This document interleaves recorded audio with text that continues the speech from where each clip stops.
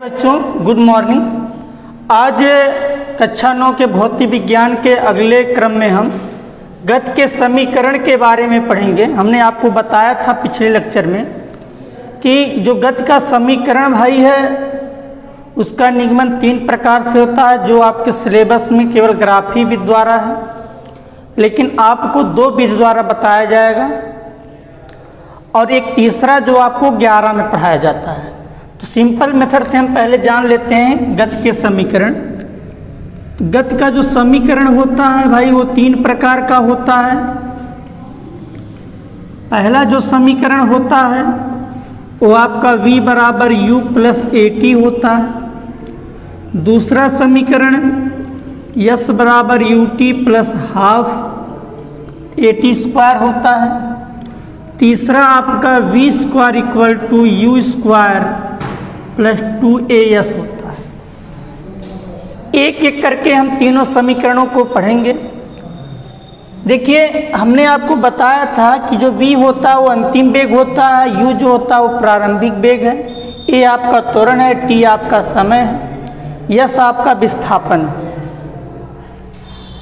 हमने मान लिया कोई एक गाड़ी है जो u वेग से चल रही है और एक कोई दूसरी गाड़ी है जो इसका पीछा कर रही है, लेकिन ये भी गाड़ी इतने ही वेग से चल रही है, तो ये गाड़ी इस गाड़ी का वेग जो है बराबर होगा।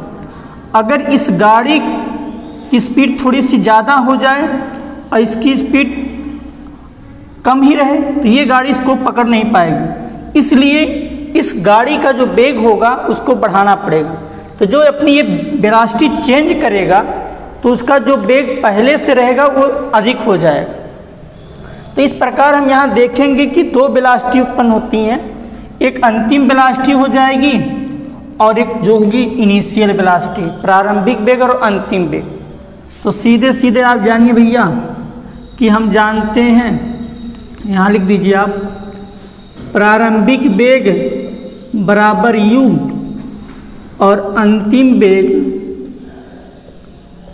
बराबर v। चूंकि हम जानते हैं कि त्वरण बराबर होता है वेग परिवर्तन बटे समयांतराल।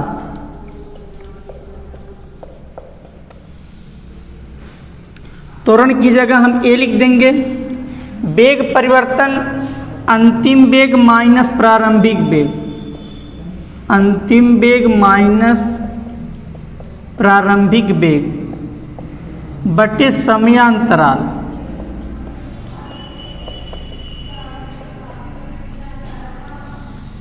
ए अंतिम वेग आपका v है, प्रारंभिक वेग आपका u है, समयांतराल माना हुआ t समय में गाड़ी पकड़ लेती है, तो ये t हो गया। इसको हल करेंगे, b माइनस u बराबर at, v बराबर at प्लस u लिखिए या b बराबर u प्लस at।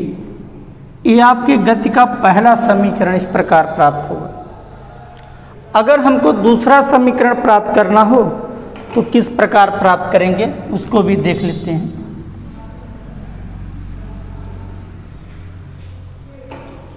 सबसे पहले हम जानते हैं भाई दूरी बराबर आपका होता है चाल गुणे में समय, चाल गुणे में समय। तो जो दूरी है माना वो यस दूरी है, विस्थापन उसका, तो यहाँ यस लिख देंगे। जो चाल है वो औसत चाल है, औसत चाल पहली चाल प्रारंभिक और दूसरी जो चाल है वो अंतिम चाल। तो यहाँ जो चाल होगी वो औसत चाल होगी, तो यहाँ पर आप औसत चाल गुणे समय लिख सकते हैं। औसत चाल बराबर होता प्रारंभिक वेग धन अंतिम वेग बटे में 2, समय आपका t हो गया। हमने अभी आपको बताया गति का जो पहला समीकरण होता है वो b बराबर u प्लस at होता है, तो यहाँ पर आवश्यकता हमको है b बराबर हम u प्लस at राइट कर सकते हैं। s बराबर u प्लस v की जगह हम लिख सकते हैं u प्लस at अब पूरे के बटे 2 इंटू में t। u आपका हो जाएगा ये 2u प्लस at बटे में 2 इंटू में t। अगर आप इसको गुणा करा लीजिए तो ये आपका हो जाएगा 2ut प्लस at² पूरे के बटे 2 यस बराबर।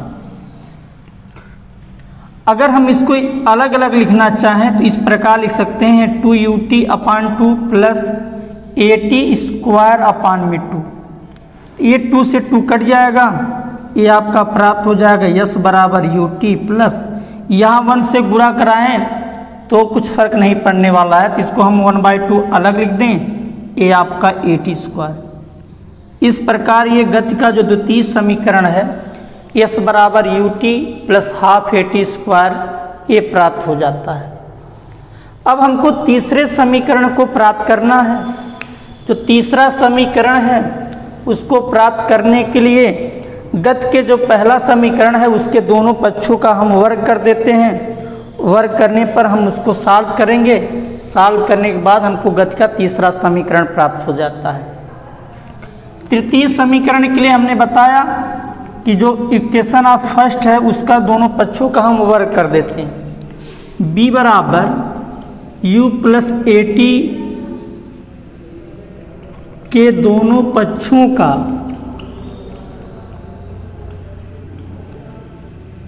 पक्षों का वर्ग करने पर वर्ग करेंगे v²। इसको आप वर्ग करेंगे तो ये बन जाएगा a प्लस बी का whole square. a plus B का whole square equal to a² plus b² plus 2ab। इस फॉर्मेट में इसको लिखेंगे तो u² यानी a² plus b² plus 2ab। 2ab a की जगह u है, b की जगह आपका at। हमको प्राप्त करना है v² बराबर u² प्लस 2as। तो हमको यहाँ देख रहे हैं कि v² u² तो प्राप्त है, लेकिन ये आपको भी इतना बराबर आपको 2as लाना है। तो आप इसको ऐसा करिए, यहाँ से 2a कॉमन कर लीजिए।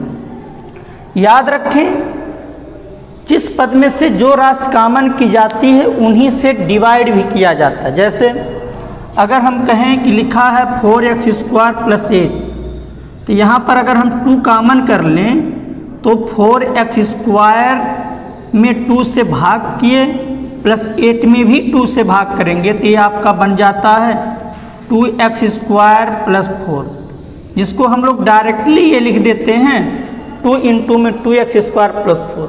ठीक उसी प्रकार इसमें भी हम देख लेंगे। तो इसको हम यहाँ पर 2a कॉमन कर लिए, a² t²/2a से डिवाइड करेंगे, प्लस इसमें भी आप 2a से डिवाइड करेंगे।